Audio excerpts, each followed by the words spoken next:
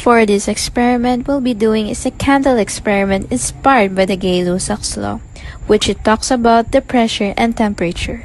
And also, before we start, we need to be cautious on handling the matches or lighter while lighting up the materials. These are the materials needed in this experiment. We need to have jar without the lid, food coloring, water, candle, matches, and basin. First, we need to put a little bit of water in the basin, and it doesn't require to be filled up. Next, you need to pour the food coloring, and by this, it will help us to see the water clearly. After that, you're going to put the candle in the center of the basin, and lighten it up using matches or lighter. Lastly, you need to place the jar and cover the candle by it, and wait till the candle light runs out. As you can observe, when a candle is ignited within the jar, it generates heat that affects the movement of air molecules inside, leading to increased collisions between these molecules and the container's glass. Then another experiment that we'll be doing is the egg bottle experiment, which is one of the examples of combined gas law in connection with the pressure, volume, and temperature. But before we start again, we need to be cautious on lighting up some materials in the experiment. For us to make the experiment, we need to have glass bottle without a lid, paper or tissue crumpled, bud egg without shell, and matches. Starting with the crumpled tissue or paper, light it up using the matches. After that, you're going to put it on the glass bottle. When the light and crumpled tissue or paper is starting to run out, put the boiled egg immediately into the opening of the glass bottle. Wait until you see the egg is starting to fall down from the opening of the glass bottle. You will notice that the outside pressure on the egg is strong enough to gently push it inside the bottle since the pressure within the bottle is higher than the outside pressure. Hi everyone! Mercedes Faith Team Mangaliman here from STEM 11 P1. Today, we will explore Charles' law through experiment. The relationship between volume and temperature at a constant pressure in gases is called Charles' law. Volume and temperature is directly proportional to each other, which means when the temperature goes down, so is the volume. The temperature of a gas directly proportional to the volume it occupies if the pressure and mass remain constant.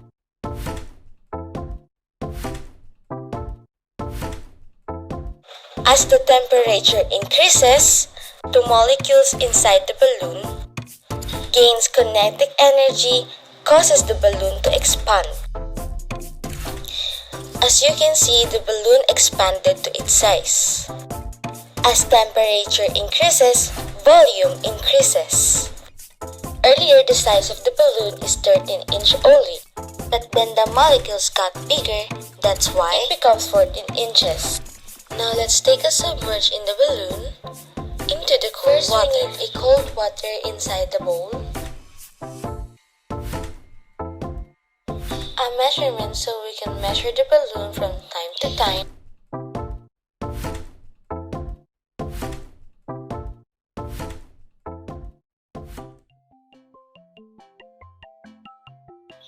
The balloon deflated because of cool air molecules.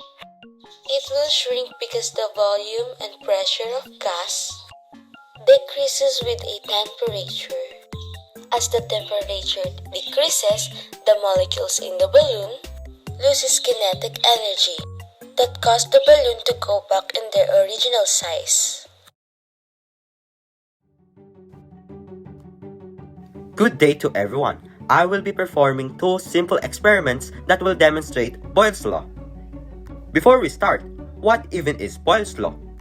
Boyle's law is the relationship between pressure and volume. It states that the relationship between these two are inversely proportional. If one increases, one decreases. If one goes up, one goes down.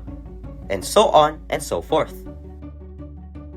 For our first experiment, we will only need a syringe and a marshmallow.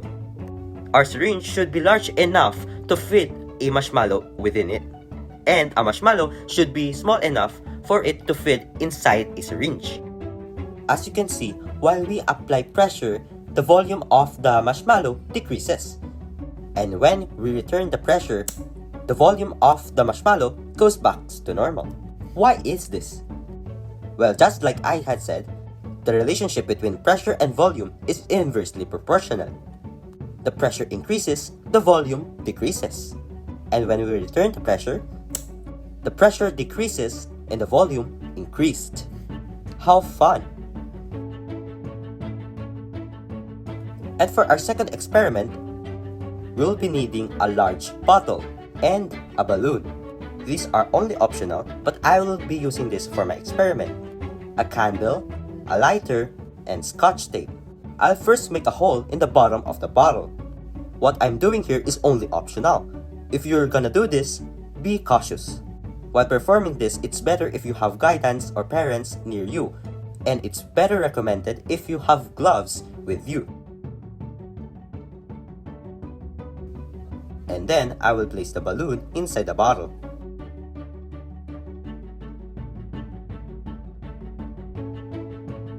And I will be blowing the balloon. While holding the hole in the bottom of the bottle, I will place tap water in the balloon. You can also use scotch tape to hold the hole to hold the pressure. And here comes the exciting part. As I release the pressure, water should instantly blow out of the hole. Well, that was disappointing, but it worked. Well, what happened here? As I removed my finger in the hole, the pressure in the bottle increased and the volume of the balloon decreased, resulting in the water flowing out of the balloon. Lastly, let's move on to the combined gas laws. Combined gas law is the combination of Boyle's, Charles, and Gay-Lussac's laws. It states that the ratio of the product of pressure and volume and the absolute temperature of a gas is equal to a constant.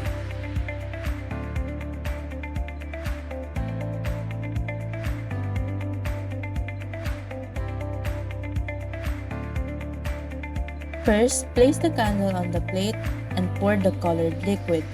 Second, light up the candle. Be careful when using a lighter or match. Third, turn the glass upside down and place over the candle. As we can observe, the glass becomes foggy, flames goes out, water level in the glass rises. The burning candle produces carbon dioxide and water in the form of water vapor, causing the glass to be foggy, and the flame goes out because of the lack of oxygen inside the glass. The water rises because when you cover the glass upside down, the air expands and escapes before the glass touches the water.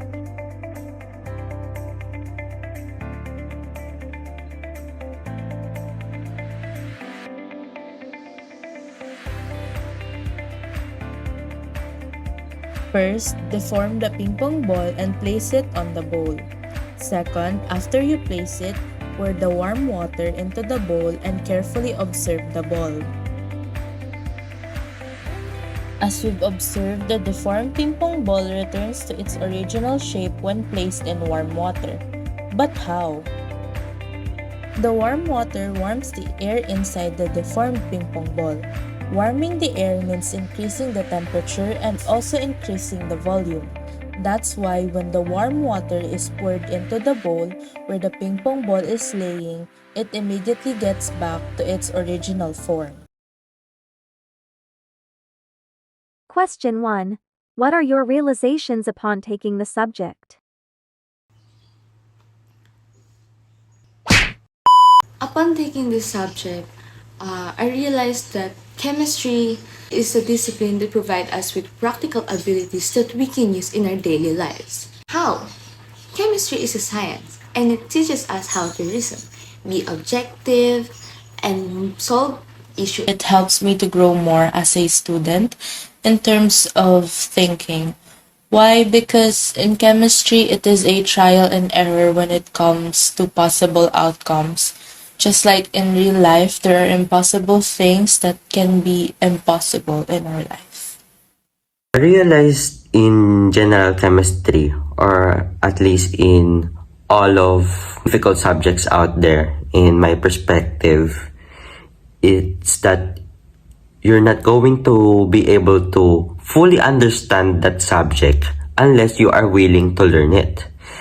What I meant by that is if you just kept on thinking about the negative parts of that subject, like you think it's hard, it's difficult, it's unlearnable, then you'll never really fully master it. You have to learn to appreciate a subject, especially when they're difficult in your perspective. You'll only think of the negative parts with that kind of mindset. Just like what I said, it's hard, difficult, and Actually, I disagree with the majority of students' perspective that Genchem is so hard to learn. Yet none all those can be applied in our daily lives. I used to think that way. But as this semester ends, I understood that there are a lot of things about this topic that we can use in our daily life. Not in just academic. Reasoning is one of the most important thing that we have to learn.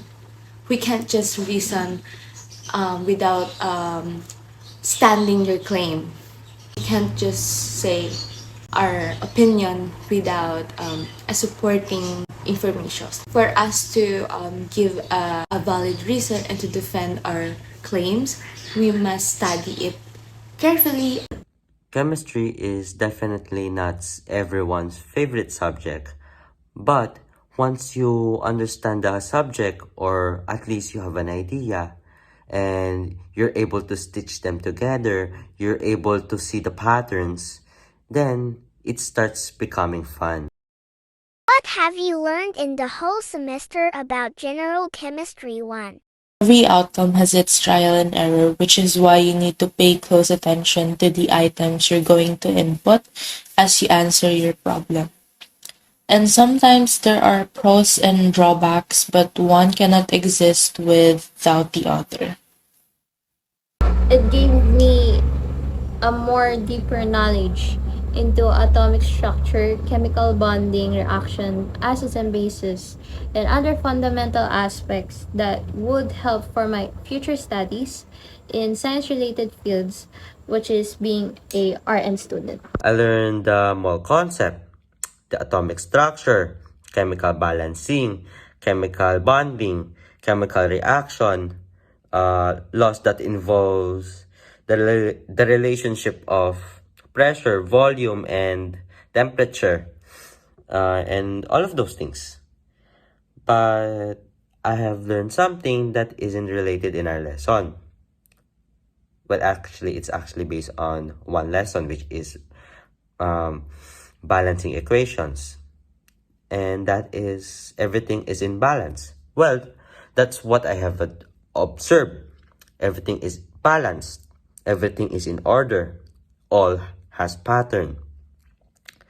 Because we cannot really create something if we're not going to follow a certain rule or instruction. That's why we have laws to guide us.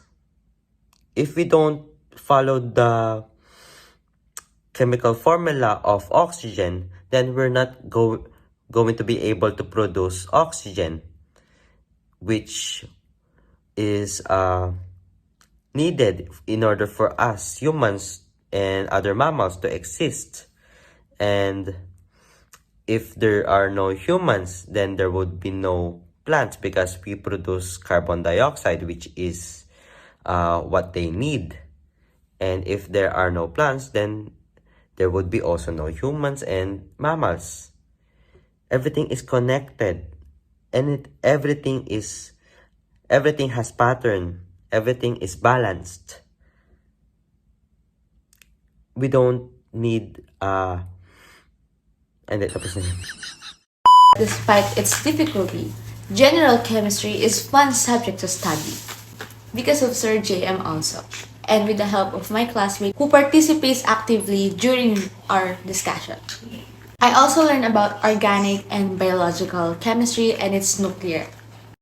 As a STEM student, what is the impact of this subject on you? As a STEM student, the impact of this subject for me has changed my perception regarding chemistry, knowing that this is one of my hated subjects before, but now I'm slowly understanding the real concept of chemistry as a part of our study and as well as part of us as a student. STEM provide a solid base for general chemistry. It can help me perform better in lots of other areas. We are all aware of how popular STEM is among incoming college students and how many scholarship opportunities it offers. For this reason, being knowledgeable in about their major subject in STEM strand will be very beneficial for us in the future. Due to its foundational teaching of fundamental scientific concepts, General Chemistry 1 has had a major impact on my STEM coursework. My academic path and more complex assignments both depend on the ideas I learned in this course, which includes everything from chemical reactions to atomic structure. I have improved my practical abilities and develop a deeper appreciation for the practical applications of chemistry in broader STEM fields, thanks to our beloved teacher, which is Sir Dutera. The subject was honestly hard for me because I'm not a chemistry nerd myself. I don't really know the entire periodic table and stuff. Though chemistry is just around us. That's one fact that we should accept. Hate it or like it, chemistry is in everyday's things. No matter what profession or course you're going to take in college, despite being all about accounting, there's still chemistry behind those. My profession is engineering, so it's actually really important that I learn chemistry. And one thing that I have personally learned is to love chemistry, despite not being a total fan of it. We have to just appreciate the science behind the explanation of everything. What is or are your message or S to your subject teacher? In the early hours of our first day, Sir JM was among the people I was most anxious about. Because about how intimidating he looks because of the confidence he wears when he stands in front of the crowd. However, the more time I spend in our class with him, the more comfortable I feel with him. He uses an effective teaching strategy that helps me fully understand his subject. It's just unfortunate that I have been that lagi akong absent ng mga nakaraang linggo due to illness from multiple festival dance practices. It's unlucky that I didn't learn as much from his most recent lesson.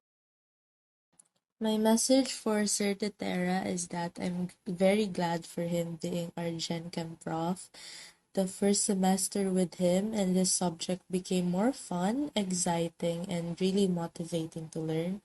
I hope that you're still our prof in Genchem 2 or even with other subjects, and I hope we will see each other in the future. Thanks and Ocean, Sir JM. Is by far you were the best subject we have. Well, that's personally. Because you know how to make such a difficult subject fun. Because I'm not really a fan of general chemistry or science in general. But because of you, I was able to enjoy the subject.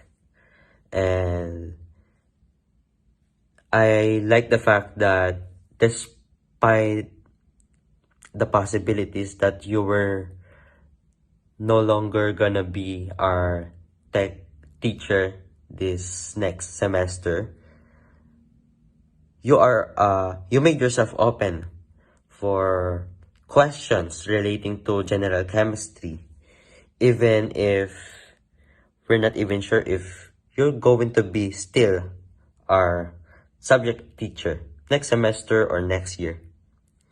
And yeah, all I can say is thank you, sir.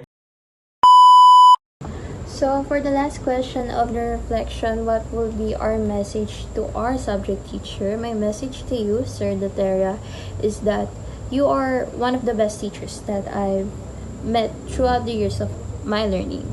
I really love your teaching style. It makes me more understand and helps me gain more insights about a certain topic. I always appreciate all of your efforts, passion, and support that you have given us a whole section. It gives me the feeling of being also our advisor. You will always be there for us students, even if you will not be our advisor or subject teacher for next sem or next year. As long as we need your advices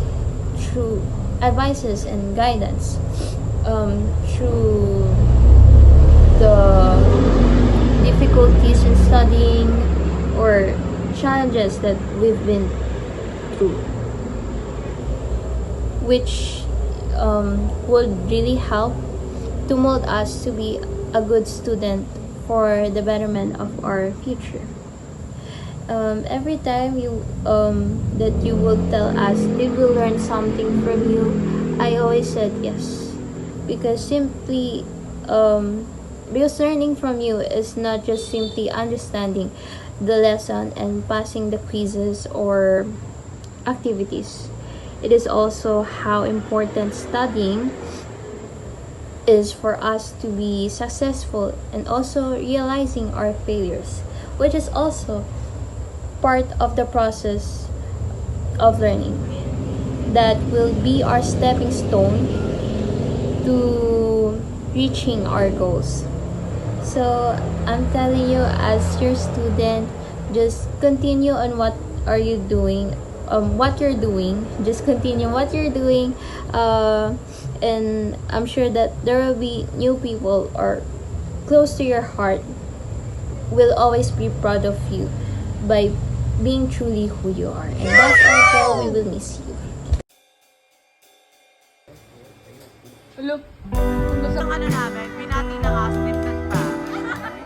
During the semester, we got to know each other better, and above all, help each other when we needed our help.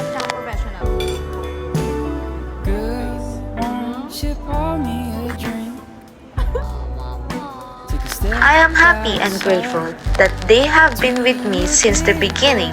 Want to get ready with me? Wait lang. Para maging vlog. And I hope that even after we graduate to senior high school, our friendship will be good and more stronger.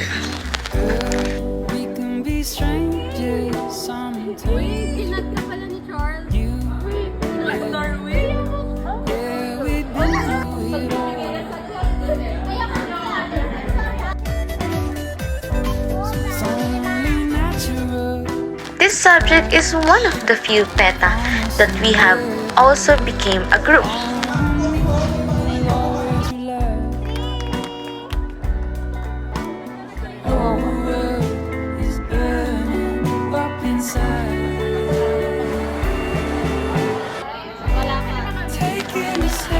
We put lots of hard work,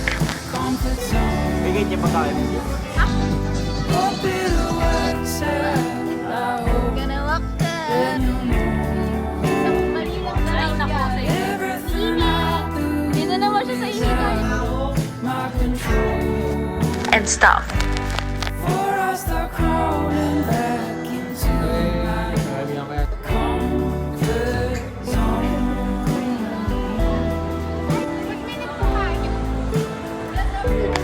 I am happy because I see us helping each other to finish and accomplish the PETA.